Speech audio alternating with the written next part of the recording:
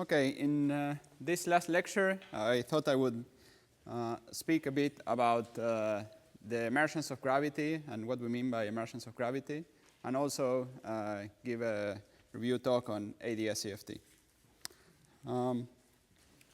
Okay, so let me first start by making some remarks about local quantum field theory.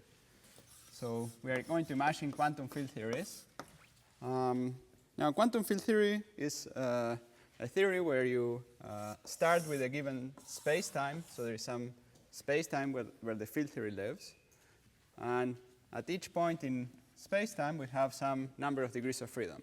Or if you wish, you discretize space, and at each point in space, you have some degrees of freedom, quantum mechanical degrees of freedom. And all these degrees of freedom are interacting with each other in a way that it's, of course, unitary and also Lorentz invariant. So if we imagine discretizing this, we would break Lorentz symmetry. But then Lorentz symmetry is recovered as we remove the discretization. One important property of quantum field theories is that it is local. Now, what do we mean by local? So first, I mean, one meaning is to say that it's causal, so that if you have your space-time diagram and you make some disturbance here, you only affect things inside the light cone. This we call causal. But local means something a bit stronger, and it means that you can change your space-time metric everywhere and still define the field theory. So if someone gives you the field theory in flat space, there will be a prescription for how you put the field theory on curved space. Okay? So local means that the field theory has these degrees of freedom locally, and so they don't know whether they are in a curved space or flat space. And so you can put the whole field theory in flat space. And in practice, what this means is that the field theory contains an operator called the stress tensor, T mu nu of x. And so the x mu is the space-time point. And this operator tells us how to couple the field theory to a space-time metric. So T mu nu is if you make a small change of the space-time metric at some point. So at this point, we make a small change delta g mu nu of x. Then the whole change in the action or the whole change in the physics is characterized by adding this operator to the action. In other words, we take the original action S0 and we add the integral of delta g mu nu. We make a small change in the metric, T mu nu of x. Okay. Okay, so that's these are some general points about the structure of local quantum field theories. Now, one question you can ask is, so you can start with quantum field theory and ask whether you can get, before I ask that, so in this way of thinking about it, we have some degrees of freedom in the ultraviolet at very short distances, and what we see at very long distances are some effective degrees of freedom that result from these interactions. So the picture is very similar to the picture we have in condensed matter, where we start with some atoms forming a material, and then at low energies we can get sound waves. So from this point of view, it looks like sort of in space-time we have some little atoms and some little pieces that are doing their thing, and at low energies we get the things we get. We get the gauge fields, we get the electrons, and et cetera, et cetera. So in particular, we can ask, could we have a situation where some of the gauge fields we have, like, for example, gauge symmetries, appear in the infrared, but they were not present in the ultraviolet theory in any obvious way. So we can start with some theory at short distances that doesn't contain any particular gauge symmetry, and then in the infrared we get a gauge symmetry. And this certainly can happen for gauge symmetries, corresponding to particles of spin 1. And What it means is that at low energies, we'll have these spin 1 massless particles that are weakly interacting and will give rise to these gauge symmetries. And as Nima emphasized, this is not very mysterious because the gauge symmetries are not fundamental. What was important here is to get these spin 1 massless particles that are weakly interacting. And there are some examples of this. There are some examples in 2 dimensions, simple, more or less solvable examples in 2 dimensions that give rise to 2-dimensional gauge fields. There are also examples via dualities in 4 dimensions, where you start with some gauge theory in the ultraviolet, and in the infrared you get a different gauge group. So that new gauge symmetry you have in the infrared was not there in the very beginning. Now, all these examples lead you to think that perhaps we could have the same thing for gravity. Perhaps we could start from some local field theory at short distances that doesn't contain gravity. We're not integrating over the metric. But then at long distances, we have a spin 2 massless particle, and then we'll have the interactions for gravity. Okay? So we could ask whether this is possible. Can we have an emergent graviton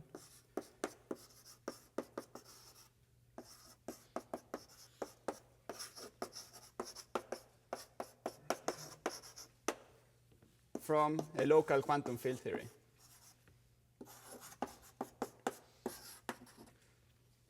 Now, the advantage of this would be that, well, we know how to deal with quantum field theories. Maybe we can define one at short distances, and then maybe there is a special one that at long distances gives rise to gravity.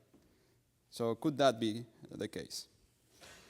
So this is not possible, and it's easy to show that it's not possible. So this is no. The answer to this is no. And I'll explain now a very simple reason why it's not possible. And this is called the Weinberg-Witten theorem.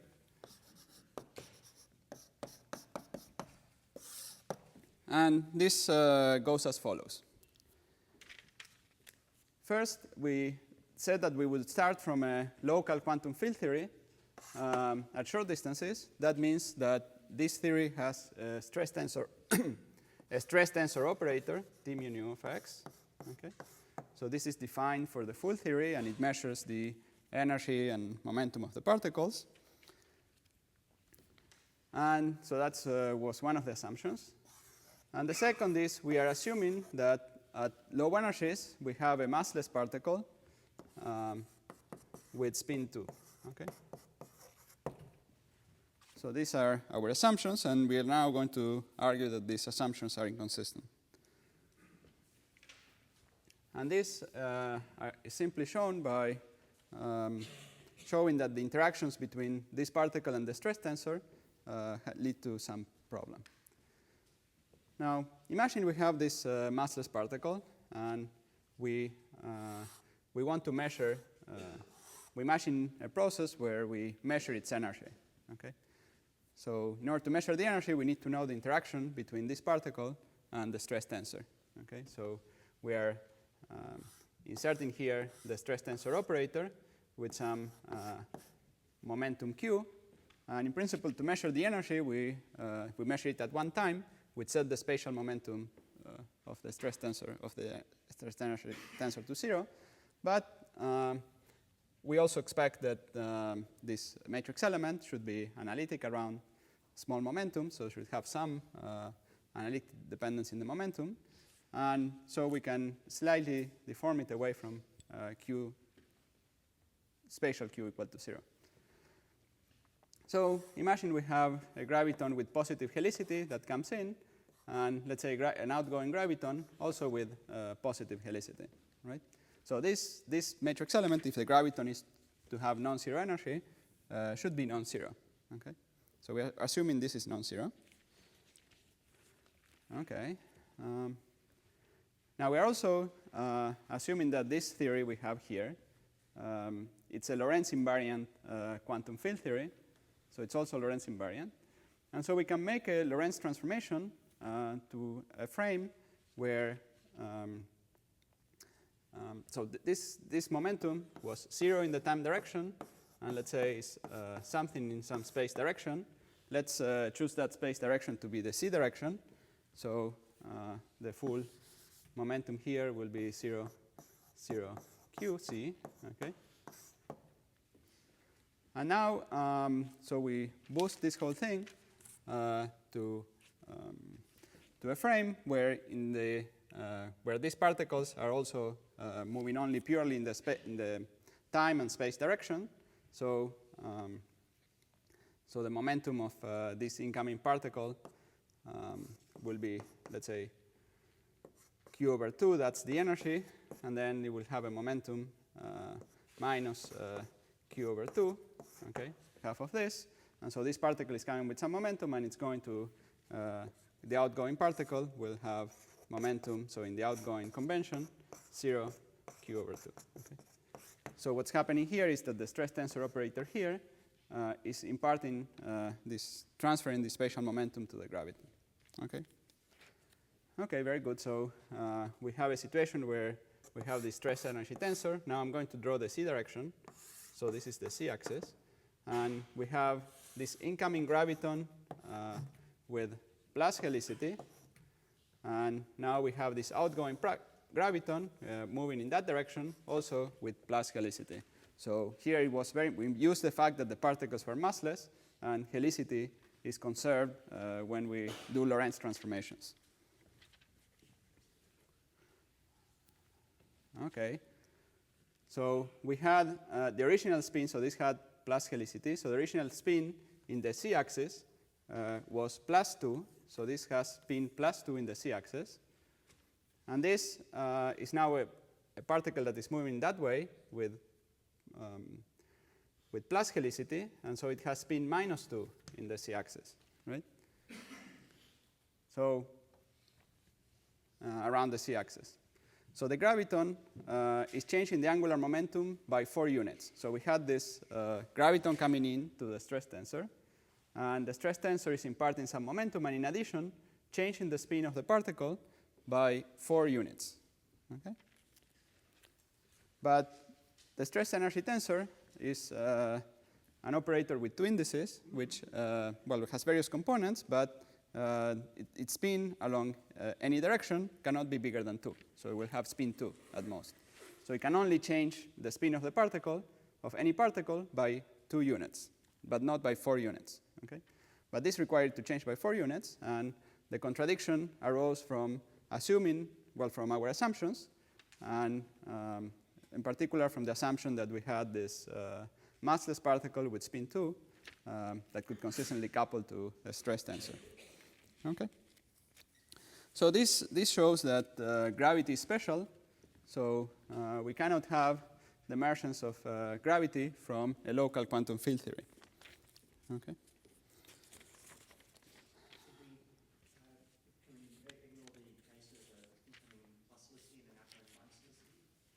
Yeah, so that is fine. So you can have that. So this case leads to no problem. But here you have a helicity flip, right? And so this is not the type of matrix element that will measure the energy of a particle. So when we calculate the energy of a particle, we don't have a helicity flip, right? Yeah. Did you use anywhere the conservation of T? No. No, just well, I used the fact that T is measuring energy, and that implied that this matrix element had to be positive. Yeah. T is the response to changing the metric of Right. the system. So the existence of T is more or less equivalent to saying that the theory could be formulated in a space plan of any given metric. Yeah, you arrived a few minutes late, but I mentioned. Yeah. Okay, so now, so whatever gives rise to gravity is not a local field theory at short distances. Okay. Yep. Do you have any comments about these non-Lorentz invariant things like Barada, Lipschitz? Yeah, that comes a little later. Okay, but I mean, of course, well, this is a very clear and simple argument. But there are other hand-waving arguments. which are based on the entropy bounds, of course, as we saw yesterday. So in a local quantum field theory, we expect that the entropy contained in any region grows like the volume, but in gravity, we know that there is a stronger bound. The entropy should grow at most as the area. Okay? And so that's another indication that we cannot get gravity from some local degrees of freedom, or that. So that's some other indication. So, and in general, when we have these emergent symmetries, so even in the cases where we have emergent gauge symmetry, what happens is not that we have a global symmetry and then it becomes a gauge symmetry. So that never happens. Because gauge symmetries, as Nima emphasized, are things that are in your head. They are not observable. We never see an object which is charged under the gauge symmetry. So, and in this case, in the case of space-time, we, of course, well, in all these cases, we start with some theory that has no obvious gauge symmetry, and we get the gauge symmetry in the infrared. Now, in gravity, what happens is that the space-time points themselves are changing under the gauge symmetry. So in some sense, these space-time points are not gauge invariant. And so in any theory where gravity emerges, the space-time points themselves have to emerge in some way.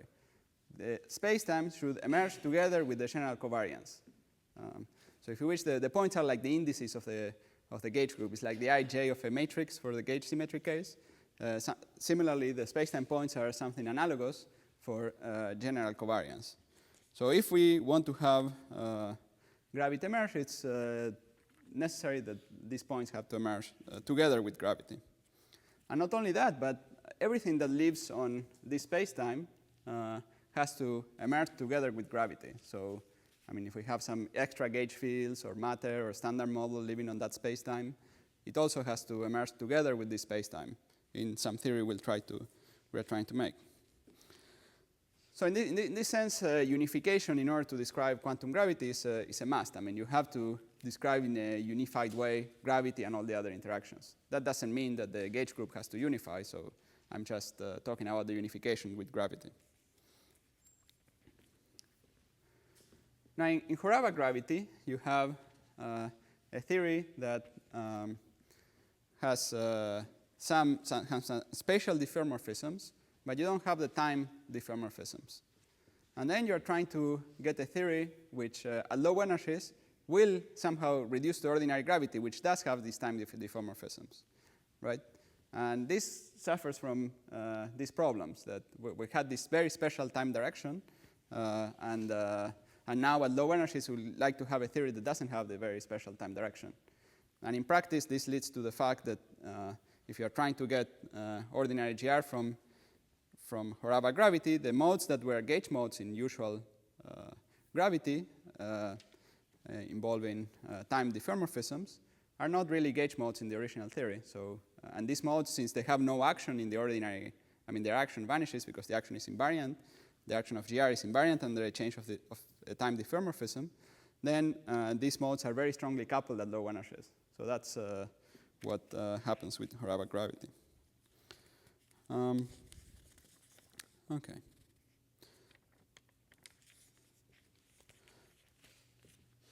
Okay, very good. So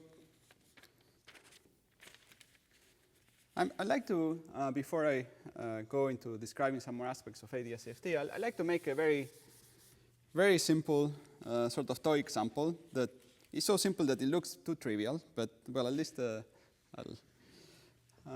give an example, a very simple example of how you could have an emergent direction and some sense in which. So, and this simple example is an example of n fermions in a harmonic oscillator potential. Okay. So imagine you have a harmonic oscillator potential. So the original theory is just a theory involving only time. It's a theory in 0+1 dimensions. And we have a system of n fermions, so we can feel, we put all the fermions in the harmonic oscillator potential. I mean, the potential doesn't need to be a harmonic oscillator, it could be slightly different. But we feel the Fermi Sea, okay? And now we can have ripples on this Fermi Sea. Okay, so we fill the Fermi Sea, and now the surface of the Fermi Sea now is big. It has one dimension, one extra spatial dimension, and we can have ripples that propagate across this Fermi Sea. I mean, one other equivalent way to see this is to draw the Fermi Sea in phase space, so with P and Q, and then all the occupied states are this whole region in the P and Q plane. So there is a fermion per unit Planck size here. When n is very large, this is very big. And then we can have small ripples, small changes in the density that represent small excitations of this system. Okay? An important point I wanted to make is that these ripples move in 1 + 1 dimension. So there was the original time dimension, and of course there is the spatial dimension that we got here out of all these fermions. So in this analogy, so this extra dimension is the some emergent direction, and the small ripples are analogous to, let's say, gravity waves or gravitons, which are not defined to infinitely short distances. So a small ripple is basically a fermion and hole excitation. So you excite the fermion and the hole, and if you try to give it more momentum, you are exciting them more and more. And at some point, the hole reaches to the center. So certainly, by that time, certainly the approximation that you have small ripples breaks down. So that's like the breakdown at the Planck scale for gravity. And you can have big deformations, big deformations of the Fermi Sea, and those would correspond to classical solutions. Okay, so that's a simple toy model for this story.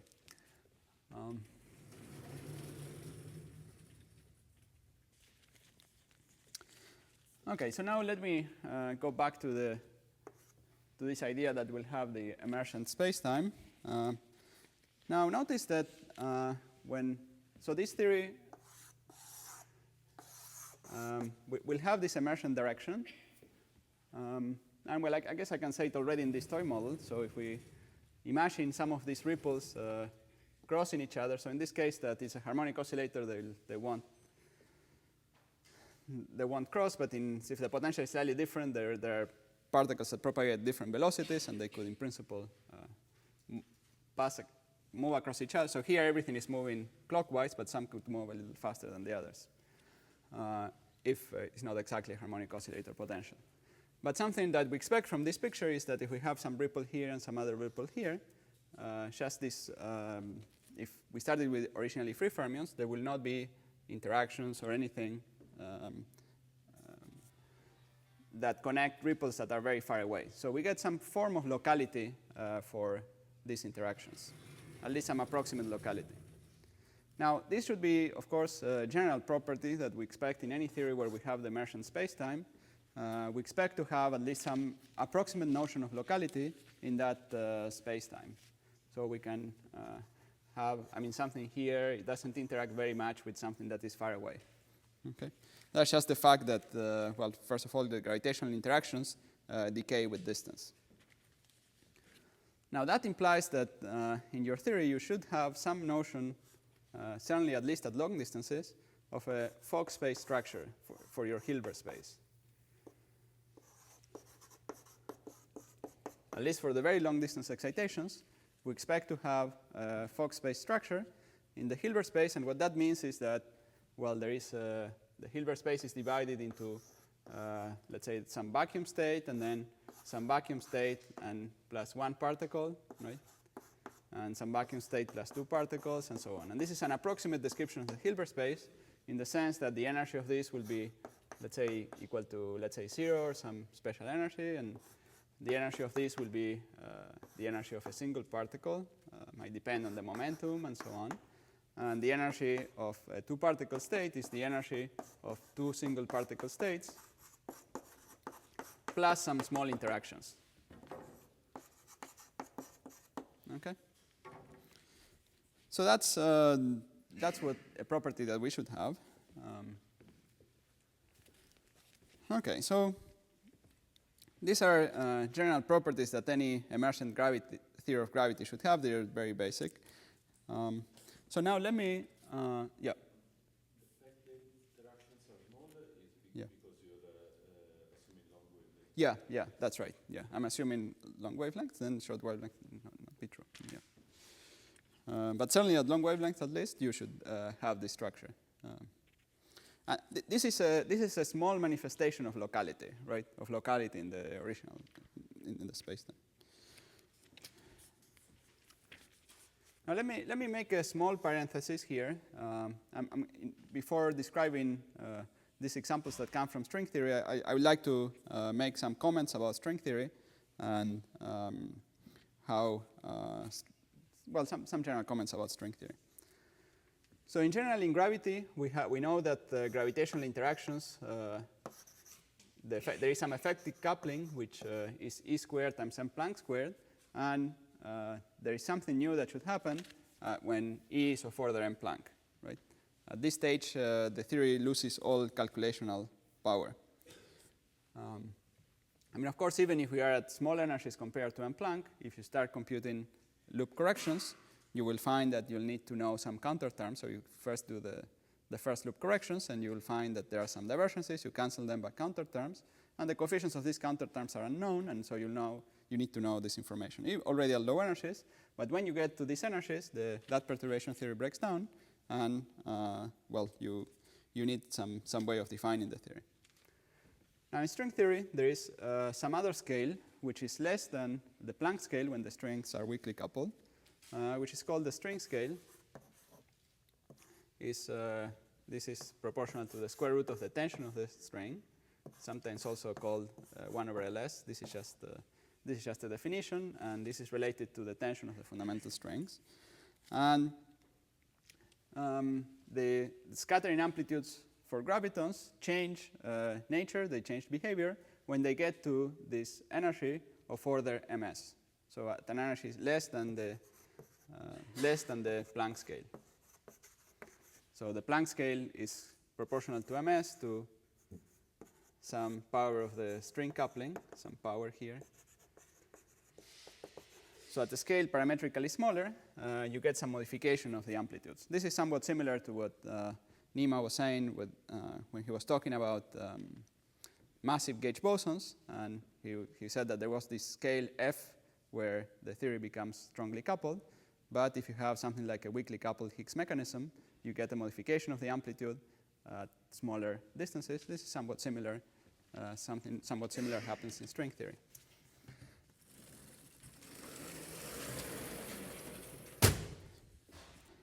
Now in string theory, that change in behavior is due to the fact that you are scattering these gravitons, which are secretly strings, and you can excite intermediate string states, and so that changes the behavior of the amplitude. And it actually makes the amplitudes behave in a nicer way at high energies. That's one property. And the second is that even if you compute loops, you compute loop diagrams. In string theory, there is behind these pictures, there are precise rules for how to do these computations. And if you do these computations, you find finite answers for all these S-matrix amplitudes. So we compute the loop correction to the graviton scattering. We'll get something finite. Okay. And okay, so they have the property that we have a Fock space again. So in string theory, we again have a Fock space of all the string states. They have small interactions, and we can calculate these interactions at each order in perturbation theory. So this is down from this diagram by a power of G string squared. So this amplitude, the one loop correction, is smaller than the tree-level amplitude by an extra power of the G string interaction. And this is a new parameter that tells us how the strings interact. And in the full string theory, it's also the expectation value of some field. So it's okay. Now,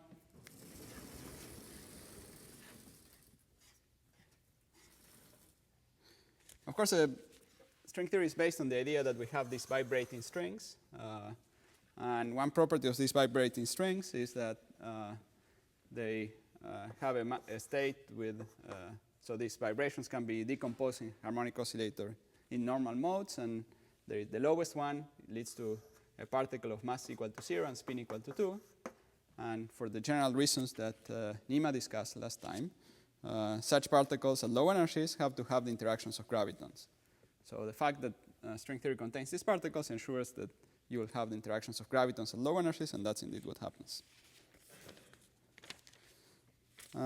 But, well, this weak coupling formulation of string theory, it's a perturbative series, so to calculate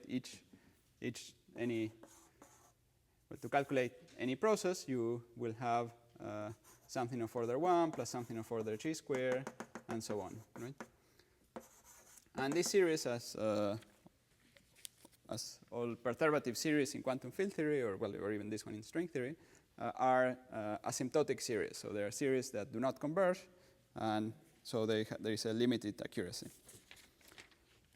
In principle, there are some techniques of Borel resummation where you could, in principle, sum them, but it's not very clear how to do it in general. Okay. So after that small parenthesis, let me go back to this explicit example. I'm going to describe now the explicit examples of ADS CFT, or and related things, where we have gravity emerging from a field theory. So the claim will be that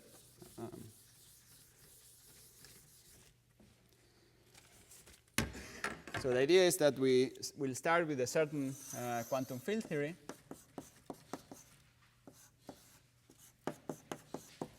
And from here, we are going to get a certain gravity theory.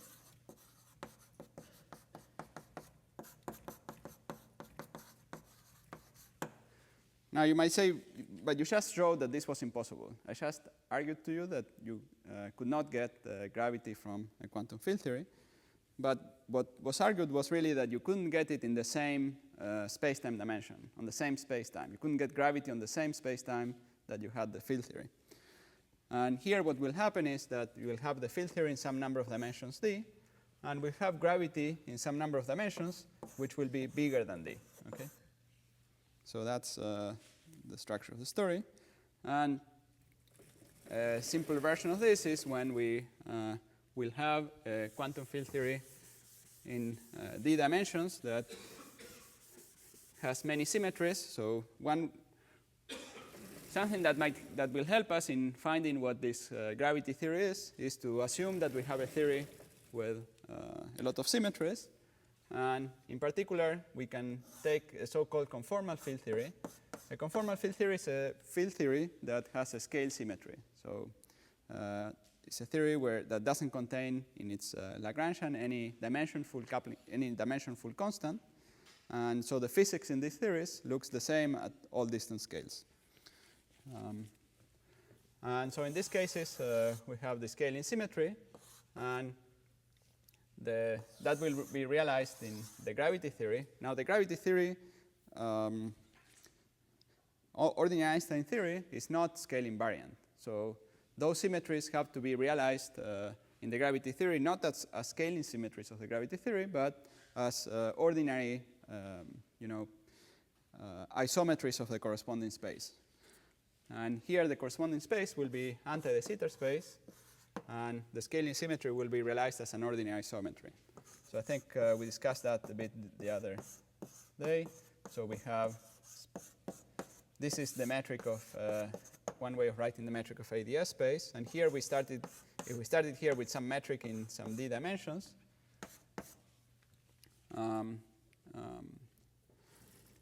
then the scaling symmetry here is to change the coordinates x to lambda x.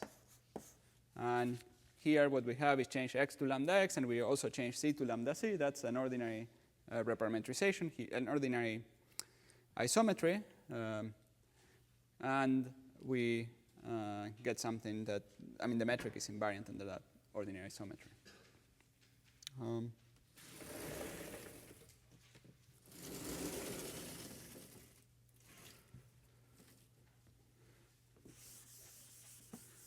Now, a property of this field theory is that, remember we said that we should get this Fock space structure. And one way we can get that in a simple way is to consider certain large N theories that also have this property, which are large N gauge theories.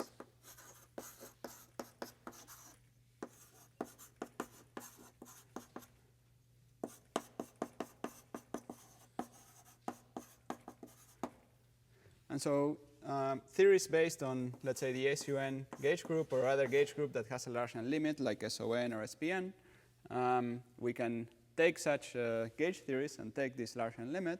I'll explain this large N limit better in a moment. And those theories, in these theories, we expect that in the large N limit, they should be related to some kind of string theory. And I'll try to explain why this is the case. So this is a general relation that was expected since the 70s. And it's well, it gives us a weakly coupled string theory where the string coupling is of order 1 over n. I'll explain that in the next few minutes.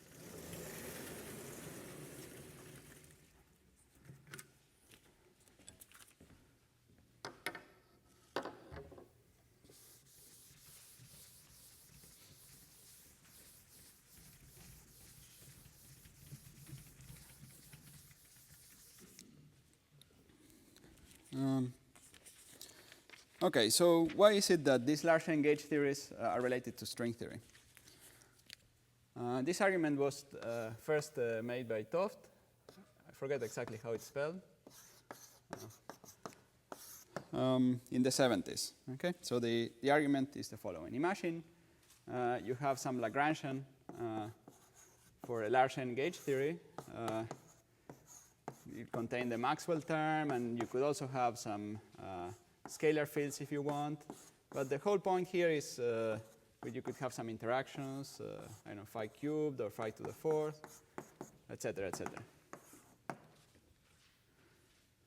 But all the fields that appear in the Lagrangian are n by n matrices, and they all transform in the adjoint representation. So each of the fields, for example, the gauge fields, have indices I and j. Okay. Okay, so let's see what happens in this case. So we have so the propagation of a field with indices I and j. You can be represented by instead of representing it in the Feynman diagrams by a single line, we'll represent it by a double line which keeps track of the indices. So we'll have the index I and j. Okay, so that will be the propagation of a single particle. And now we have, let's say, some interaction in the Lagrangian. It could come from, I'm not going to be careful about the specific form of the vertex. So an interaction between 3 fields, just to make life simple, let's give them different letters, B and C. So we have 3 different fields that arise in a vertex of this action. So the indices here are all contracted. So we have some trace of this. And that will be some vertex in the theory. And when you go to the double line notation, what you find is a vertex that has this form. So for example, we have here the field B, let's say, and it follows the order you have in the metric, C and A. And then you put in all the lines with the appropriate orientations, okay? And you get this vertex, okay? So the fact that there was this trace and all these indices are contracted is the fact that if you draw a little circle around here, you see this index is contracted with this one with that one, and so on, right? Okay. Now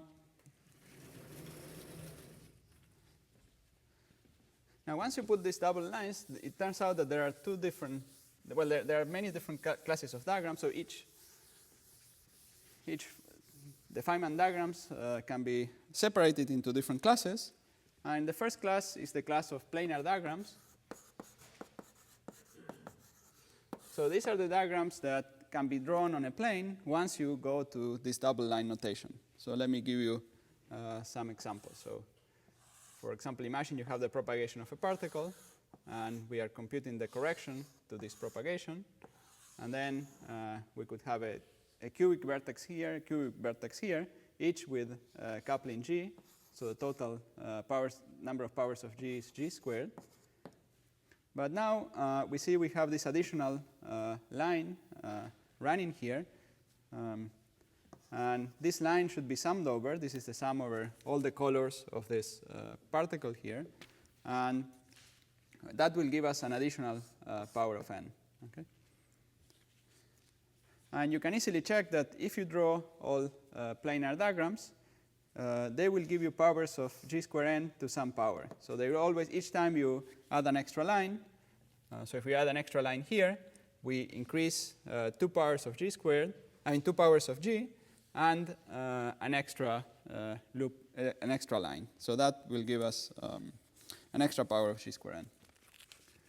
So if we are computing something like, for example, the free energy of the system, where the to zeroth order is given by a loop diagram like this, which is of order n squared, and now we compute corrections to this by adding extra lines and so on, we'll get some function f0 of g squared n.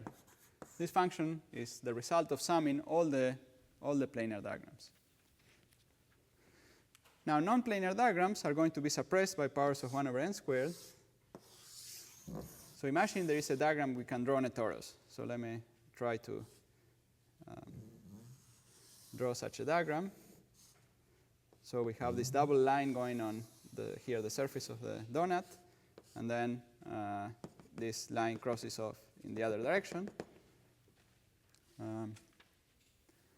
So this is a diagram that can be drawn on the torus. It has an extra power of g squared n, g squared, and if you see exactly you follow one of these lines, you see that there is just a single line, so it will be a power of g squared n. So in fact, all the one loop corrections are some function, after you sum them all, function f1 of g squared n, and so on. So things that can be drawn on a genus 2 surface will have a power of, will sum up to things like this and so on. So if you are looking at so now you can take an interesting limit. You can take the limit when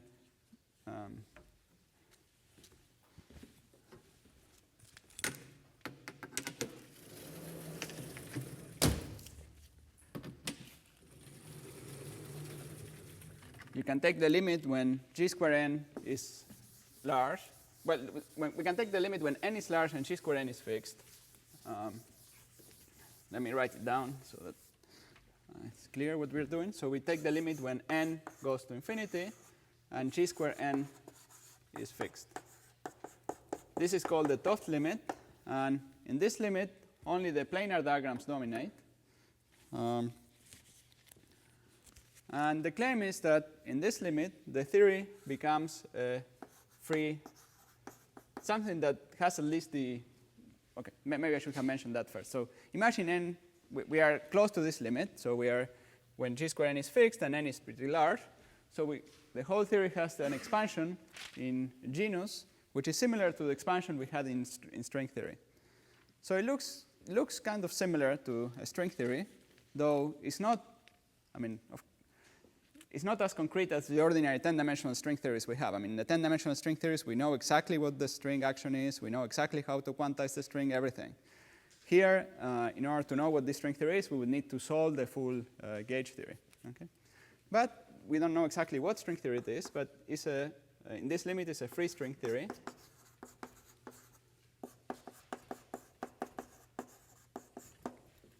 And so in this large n limit, we'll have this Fock space structure. We have this structure. We'll be able to put 1 string, 2 strings, 3 strings, etc. Okay?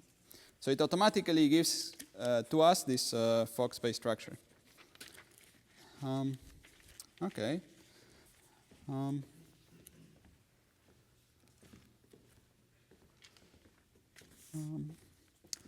Now let's go back to the problem of conformal field theories. And now imagine that the conformal field theory we are talking about is one of these large N-gauge theories, okay? And we are in this Toft limit.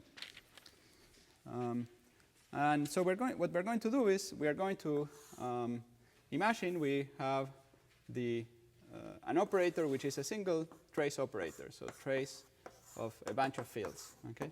An example of such a single trace operator could be the stress tensor itself, T mu nu, which has a form, trace. So, for example, for the gauge field, F mu delta, F nu delta, etc. Okay, that's an explicit example of a single trace operator. And the idea is that, well, if you follow this large N counting, so these single trace operators are creating when they're acting on the vacuum. Well, let's first discuss them in the free limit so that it'd be a little more clear what.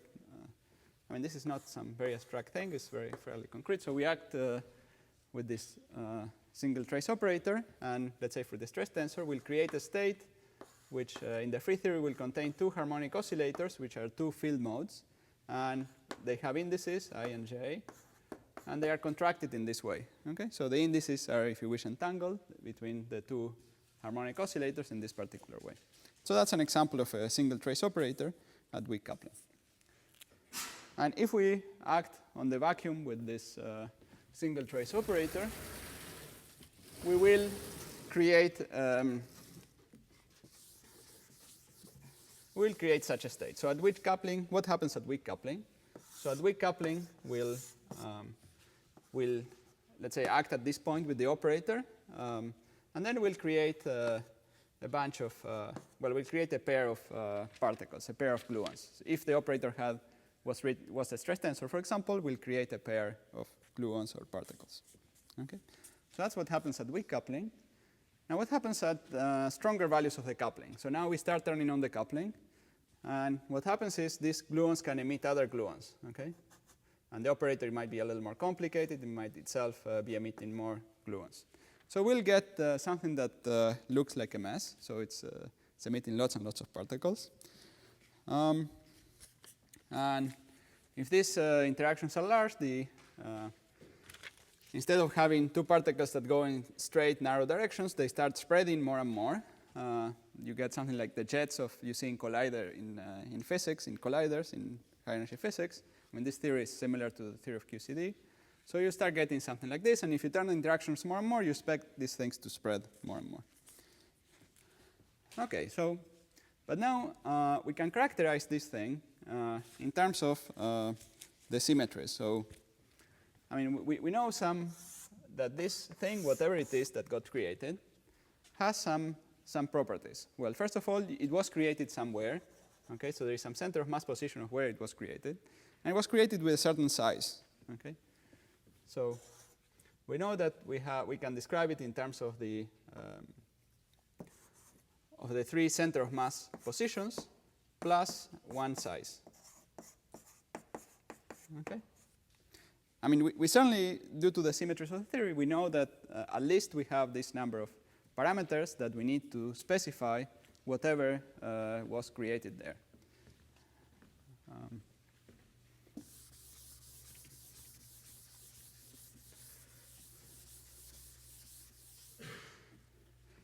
So in fact, we can think about this in the following way. We had the vacuum of the field theory, and then we have this operator O that acted on the vacuum, and it had some 4 momentum k mu. Okay, so on the boundary field theory, let's say it's a theory in 3 + 1 dimensions, we specify the momentum, 4 momentum of the operator, it acts on the vacuum, and so this state will be characterized, whatever state got created, it suddenly is characterized by the 4 components of the momentum. Okay. And in fact, it turns out that the mathematics of classifying these states in terms of these 4 components of the momentum, it's identical to the mathematics of classifying or specifying the state of a particle in anti-de Sitter space. Okay. What would happen in anti-de Sitter space? So you have this a metric that we've written before, and we need to specify when we specify the so in order to specify the full state of a particle in the interior, we need to give the momentum in, let's say, essentially, if this was flat space, we would need to give to give 4 components of the momentum. So the 4 spatial components of the momentum, and then the time component would be given by the equations of motion. Okay. So in curved space, it's very similar, and it is essentially the same number of components of the momentum that you need to specify. But now here in ADS, you have the mass of this particle. And it turns out that if you track this relationship, you find, well, maybe I'll explain it later if I explain later how to derive this. You find that the mass is related to the scaling dimension of the operator. So if you started with some operator with some scaling dimension, so for example, the scaling dimension of the stress tensor is 4. When we make a rescaling of coordinates, the stress tensor gets multiplied by 4. The scaling dimension of, let me give you, instead of saying exactly what it is, let me give you some examples. So the scaling dimension of an operator made out of scalar fields in 4 dimensions, at weak coupling certainly would be 2. So a scalar field has dimension 1, and so on. So these are some examples. Okay. And so there's some formula that you can derive by tracking this correspondence. I'm not explaining it. I'm just going to give you the final answer. Well, let me say the final answer in 4 dimensions.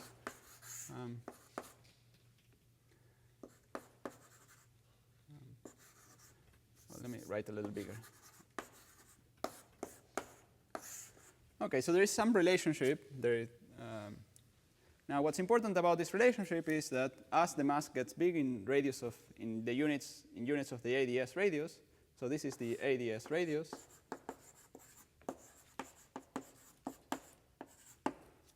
which is the overall constant here in the metric. I wasn't writing it, but let me now write it. So then you have this relationship. Okay. Now, there are a couple of things we can derive from this formula. So the first is, well, we talked about these blobs and so on, right? Now, one property of a theory of gravity is that suddenly at low energies, it doesn't have any massless higher spin particle. So if we want a local theory of gravity, we expect that we shouldn't have any massless higher spin particle. And we already saw that Nima discussed the difficulties of coupling these massless higher spin particles to gravity. Okay, so let's try to see what the free field theory gives us. So I'm going to be talking about free field theories. So in a free field theory, we can have these operators which contain many derivatives. So for example, derivative, let's say along direction 1 plus d plus I direction 2 to some high power s phi. And among these operators give rise to spin s particles that propagate in the interior. And once you track down the correspondence, you find that such operators lead to massless. There is some subtlety in how you define the mass, but it's analogous to the flat space. They should be thought of as analogous to massless particles in flat space. So they are massless particles of spin s. Okay, so for free field theory, it looks like we won't have a weakly coupled, but we won't have a theory that is close to a theory of gravity. At least not if it is a theory of gravity, it's different than ordinary the Einstein theory of gravity. So if you want to have a hope of getting something close to the Einstein theory of gravity, something that you need is to give a mass to these particles in the bulk. And giving a mass to these particles in the bulk is related to giving an anomalous dimension to these operators. And so we like these operators to get some anomalous dimension.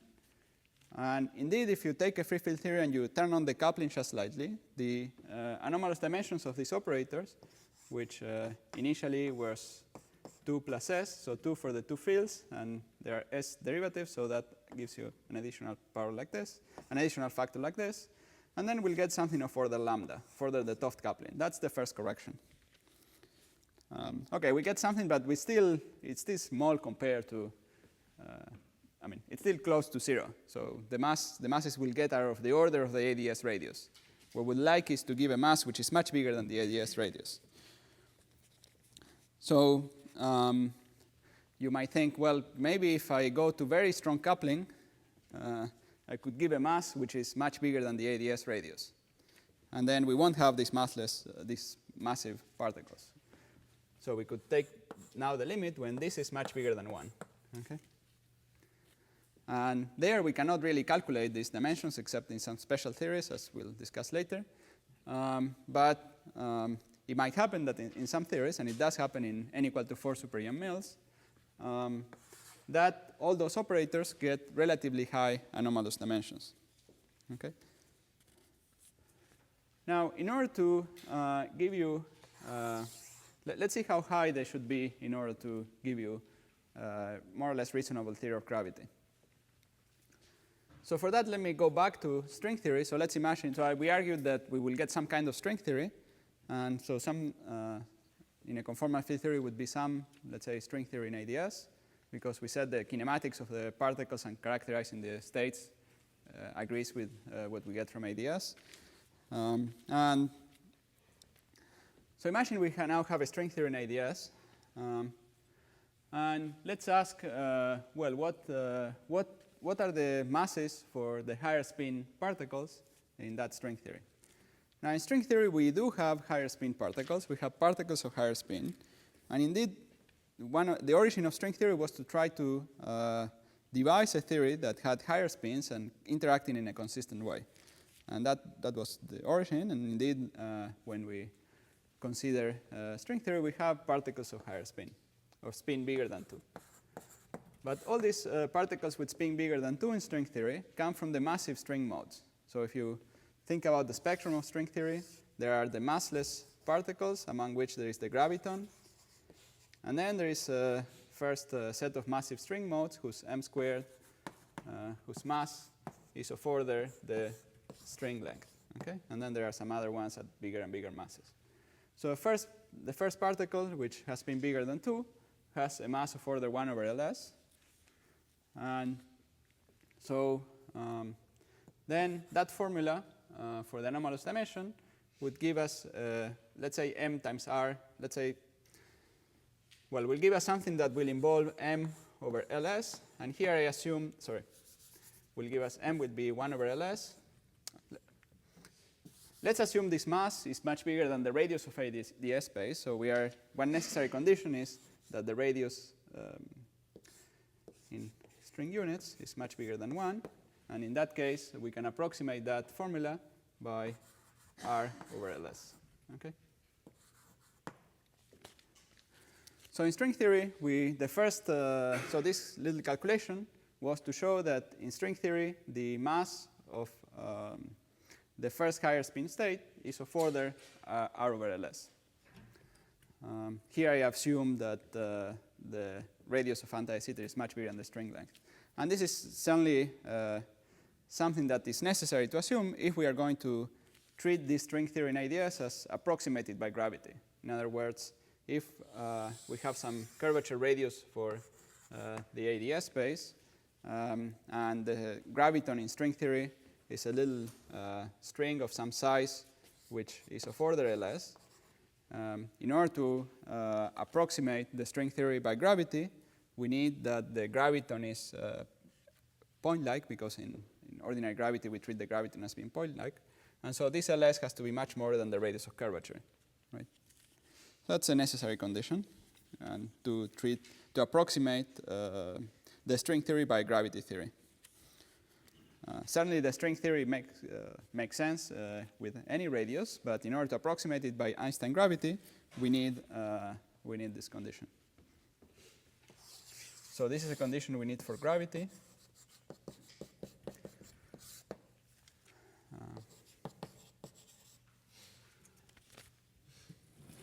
And so we see we certainly need, we need to give it a large anomalous dimension. And how large we give it will tell us how good the gravity approximation will be. Certainly, if we assume it is a string theory. So how good the gravity approximation will be is directly related to how large this anomalous dimension is. Okay.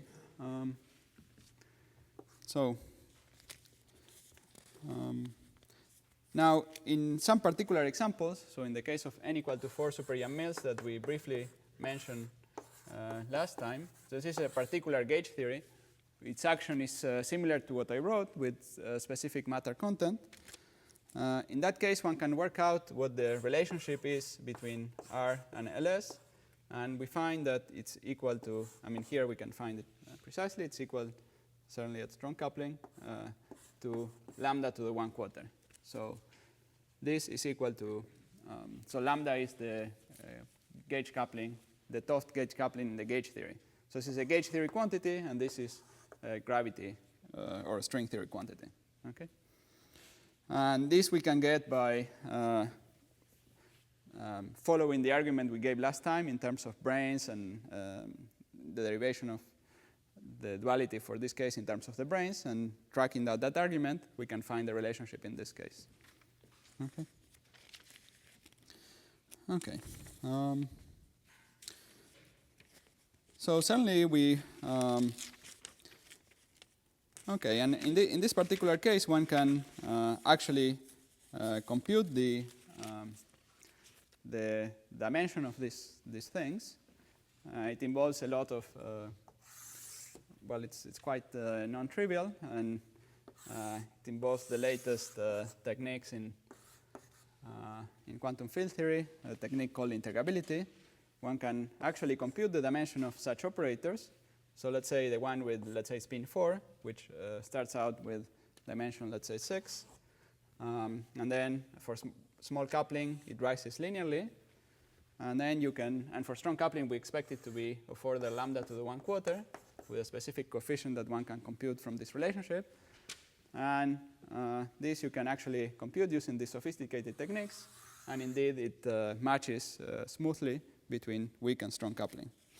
So here you see in this example, you see very clearly how when you turn on the coupling, you are pushing all these higher spin particles to high dimensions. So the dimension, either they're, from the point of view of ADS, they have high masses.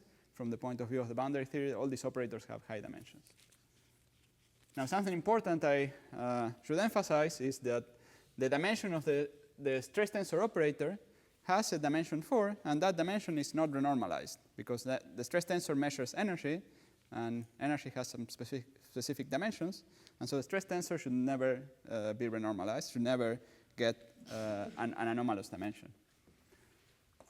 So when we go to strong coupling, what we are having is all these higher spin particles get high dimensions, and the stress tensor remains as a massless, the corresponding string state remains as a massless state in the bulk, and that state is the graviton. And if that's the only surviving state, then we would expect that the interactions of this graviton should be those of Einstein theory. There we're assuming that those interactions would be local in the bulk and so on. So that's a non-trivial assumption. So to really show that the bulk theory is really a local theory of gravity, you would really need to understand better what constraints we have on this interaction from the point of view, purely from the point of view of the field theory. Okay.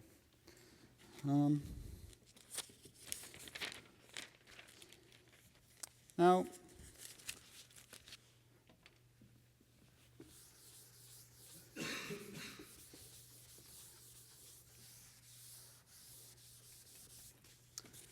so let me see. Are there any questions? Yeah. If you consider inserting these gauge operators into these twist operators, would that correspond to some graviton interacting with these higher spin modes? Yeah.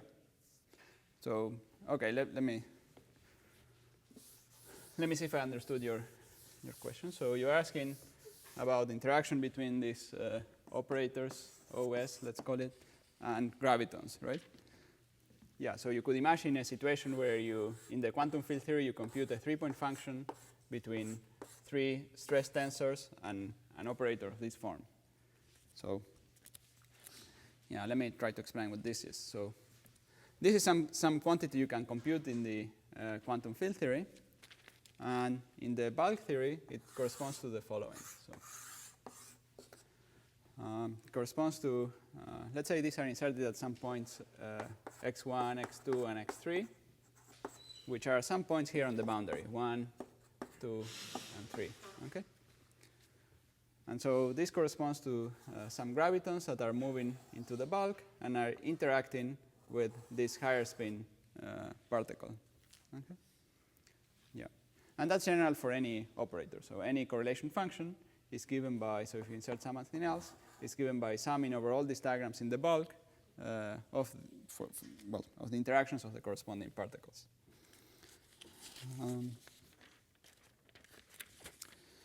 Okay.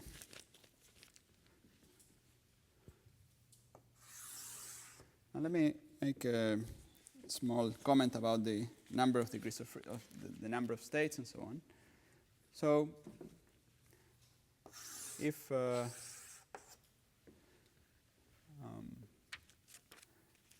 okay, so we in the field theory, let's first discuss what happens to the single trace states. So there are a bunch of single trace states. There are many of them, and as you saw here, we can construct all these states with many derivatives and so on. And the idea is that most of them get high masses, and there is a small number that remain in the bulk that correspond to the massless particles in the bulk. So that's the basic picture. Okay. Okay. Now I should mention one more thing, which is we started this with this picture of the stress tensor creating a pair of particles, right, at weak coupling. And then I said when we go to stronger couplings, these particles get, radiate some other particles and so on. Okay? So that's sort of the perturbative picture of what happens. Let me contrast this with the ADS picture of what happens. So from the bulk point of view, what happens is that you insert, you change the metric at the origin in space, and then you got a particle that in the bulk, which is a graviton in the bulk, which sort of moves radially inwards. Okay? So it doesn't move in the space directions. It just moves straight radially inwards into ADS. It looks very, very different than this. This had, let's say, 2 jets going into selecting 2 directions. This looks completely spherically symmetric. Okay? Now the idea is that when this starts showering and creating more and more particles, at strong coupling, it will create a spherically symmetric blob or spherically symmetric distribution of particles. And that fact that it creates a spherically symmetric distribution of particles is directly related to the fact that these operators all get high dimensions. So you can relate in a direct way the asymmetries or the statistical properties of this distribution, how energy is distributed on the sphere here far away, to the anomalous dimensions of those operators. Okay.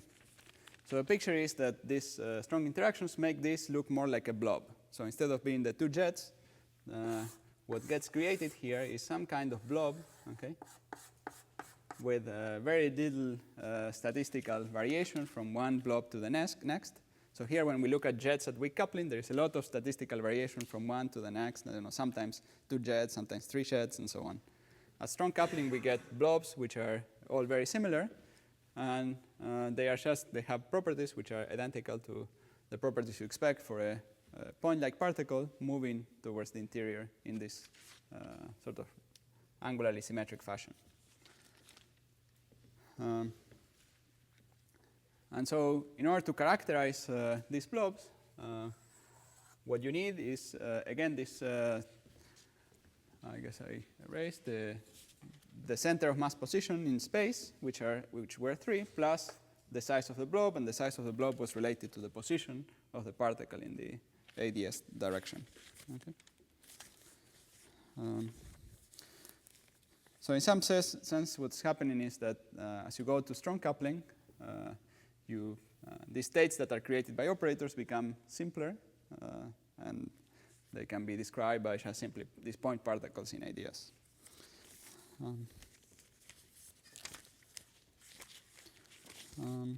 Okay.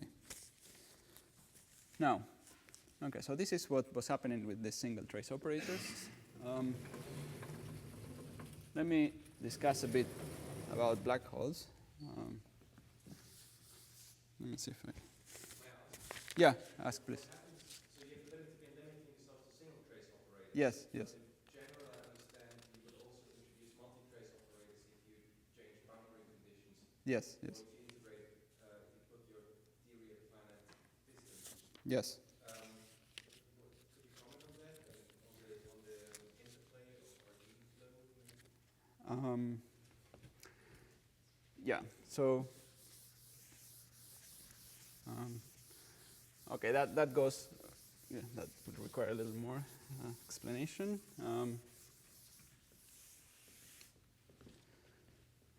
Yeah, I didn't explain a lot what the relationship is between single trace and boundary conditions for the fields. So when we do a calculation in ADS, we have some fields here in the bulk, for example, the metric G, right? And the simplest thing we can do is set the boundary conditions, sort of G equal to 0 at the boundary, right? And this is just, will give you ADS, give you the ordinary field theory. One thing you can do is you can change the metric here on the boundary. And now G on the boundary, well, G equal to the Minkowski metric on the boundary. Now you can have the Minkowski metric plus some small fluctuation, right? So you're putting this Dirichlet boundary condition for the metric. And the idea is that putting this Dirichlet boundary condition amounts to adding one of the single trace operators. Okay? But there are more things you could do. So on the boundary, you could, you are doing the path integral of the full theory with some, you could fix the boundary conditions. So let's say, let's discuss, so there's the path integral with fixed boundary conditions, right? And then you can sum over all boundary conditions with some weight function, okay? Some arbitrary function, psi boundary, right? This is some arbitrary function we put at the boundary. Simple cases would be e to the minus h squared, etc., right, with some coefficients. And in general, this general thing you could do corresponds to adding these multiple trace operators, okay? Now, when you do RG flow, so even if you started with a fixed boundary here, and you now want to describe the physics at some point here in the interior, right? So here in the interior, you have some overlap between the path integral up to here and the path integral from here to there, right? So you view this path integral from here to there as essentially that function psi of h we had there, right? And so that is essentially this is inserting multi-trace operators and so on. So one way to say this is that by doing the RG flow from here to here, you induced all these multi-trace operators. Okay? Is that clear? Yeah. Very good. So now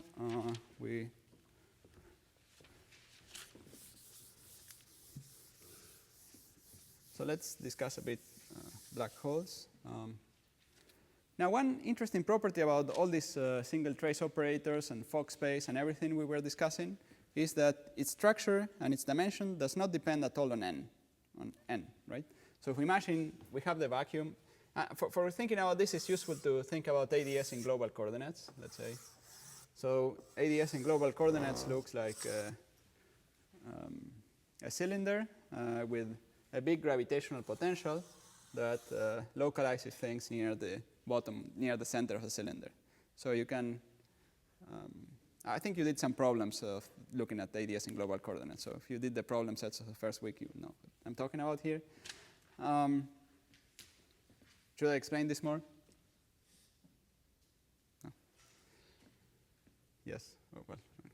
Anyway, so that's how ADS, well, maybe I'll just write at least the metric, d tau squared cos square rho plus d rho squared plus sine plus hyperbolic sinh rho d omega 3 squared. So this is the metric, and you see this gravitational potential. So G00 is the gravitational potential, and it's rising very steeply. And so if you consider various excitations in ADS, you can put a bunch of particles here, right?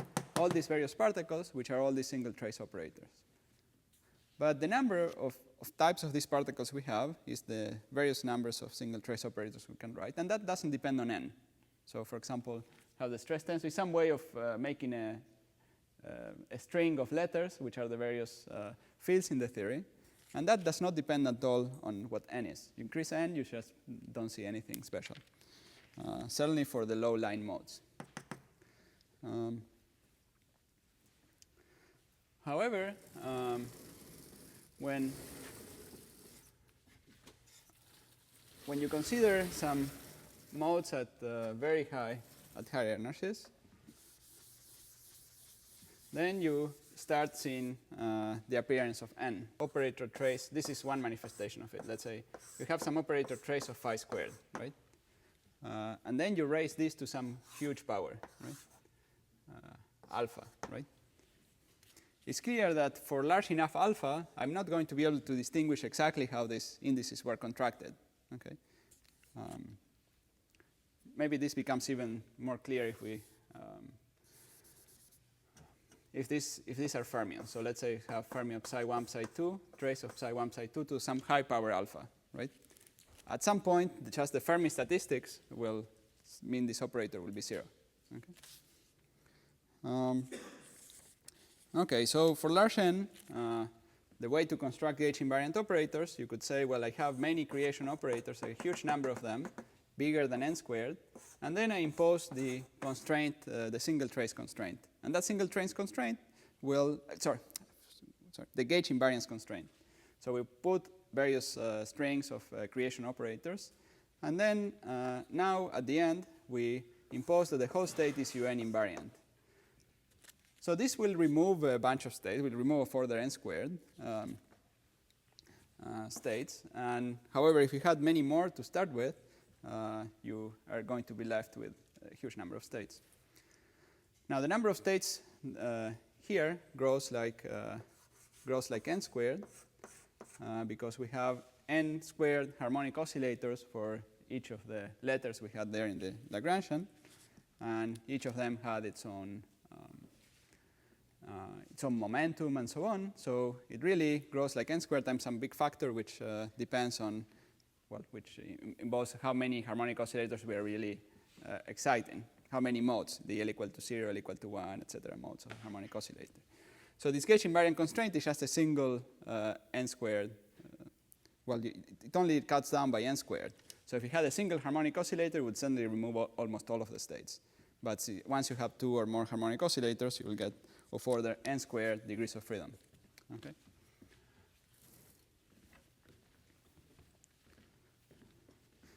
And even in free field theory, there is a sharp phase transition in the thermodynamics when you start increasing the temperature. And that transition in the gravity side corresponds to the formation of a black hole. So there is a phase where there are just a bunch of particles, and then at high enough temperatures, it becomes convenient to put a black hole in ADS. And the entropy of the black hole in ADS will be of order, well, some area, some geometric quantity that depends on the temperature, divided by the Newton constant. Now, the Newton constant in string theory is proportional to g squared. And the reason is that the Newton constant tells us how two particles interact. And in string theory, there is a g string here and a g string here. And so the Newton constant will be proportional to 1 over g string squared. Okay? But we said that in all these string theories that are related to large n gauge theories, the string coupling, which governs the price you have to pay for increasing the genus, is related to n by, so G string is 1 over n, so this will be of order n squared. Okay. So we see that when we have a black hole, we have, and translate to the gauge theory quantities, we have a big entropy, which is of order n squared, which actually depends on n. Okay. Now, what does what else does ADS CFT say about black holes?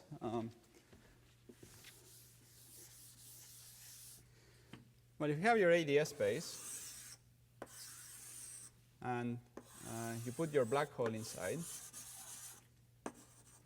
so this is ADS and the black hole inside ADS, that should correspond to a quantum field theory on the boundary and in a thermal state. So this is the state at some finite temperature, and the statistical entropy of this field theory should be equal to the Hawking-Bekenstein entropy of this black hole.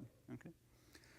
Now, this equality is difficult to test in strongly coupled gauge theories, because you would have to do the calculation of the statistical entropy here at strong coupling in order to be able to compare with the gravity result. Now, in some cases you are lucky, like in the case of ADS3. So in the case of ADS3, three-dimensional ADS, you can actually do this calculation by using the symmetries of the theory.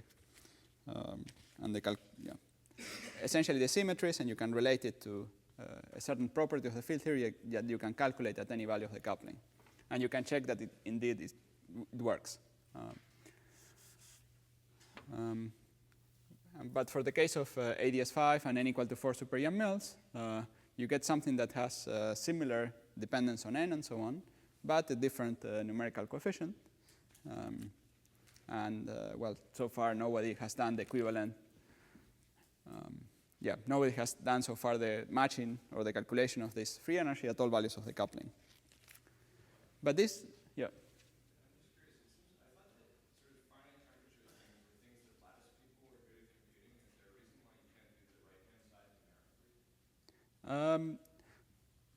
No, well, I'm not a lattice person, so I would tell them, yeah, do it. They are slackers. I don't know.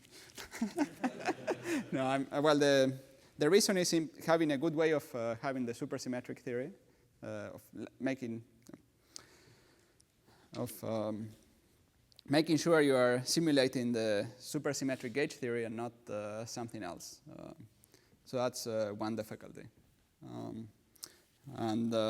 Also you have to do it at large n. So now I should mention that some people have done, actually they have done this calculation not for n equal to 4 super Young mills, but for other simpler examples of ADS CFT.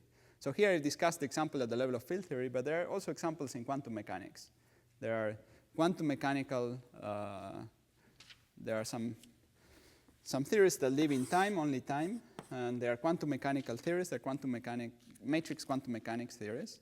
And for those theories, people have done the lattice calculation, or something similar to lattice calculation. They actually did the Fourier expansion of the theory, and they compared. And they are reaching the bound where the gravity, they are reaching the region where you can start trusting the gravity region, the gravity results. Well, I could expand a little more on this. So you can calculate this in this matrix quantum mechanics. You can calculate for some temperature beta, and for very tiny temperatures, the weakly coupled quantum mechanics theory is the correct answer. But as you increase beta, so you lower the temperature, the gravity results becomes valid. And as you lower it more and more, the gravity results become better and better for a while. And so they are reaching that region where the gravity result becomes better, and it kind of agrees, but you can't yet see the curve turning over to the gravity answer. Okay. Okay, so that's one thing. And in fact, this correspondence is now mostly used in the other direction. So people are interested in looking at quantum field theories that are strongly coupled. And this gravity results give you the answer for that strongly coupled theory. So if you believe in the relationship, then it gives you a very powerful way of doing calculations of strongly coupled quantum field theories. So in this way, you can study various other properties like, so this is some hot, from the black hole is a kind of hot plasma here, so strongly interacting colored particles. And you can calculate properties of this plasma, like, well, we discussed the free energy. We can calculate more dynamical properties like the viscosity and various other things people have looked at. And even looking at the fluid dynamics of this plasma and relating the fluid dynamics here to the behavior of waves near the horizon for black holes. And that's an active area. And people have found new effects in fluid dynamics by trying to do this match. So they tried to match this. They saw that it didn't match. And the problem was that people didn't have the most general hydrodynamic theories in the books. So the books didn't contain the more general hydrodynamic theories. The things that the book forgot were some subtle effects that arise when the theories violate parity and have anomalies.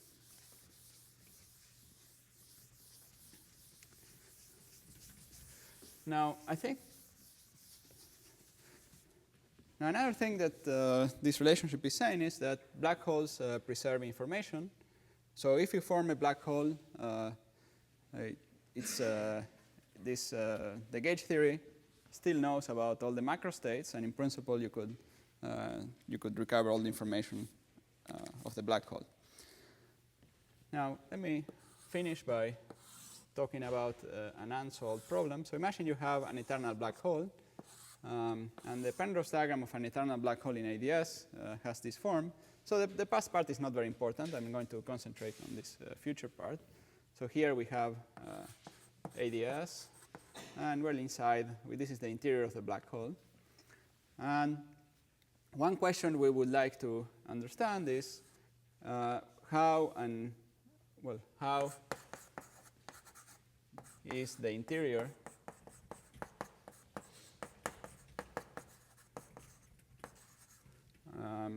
represented or seen from the gauge theory.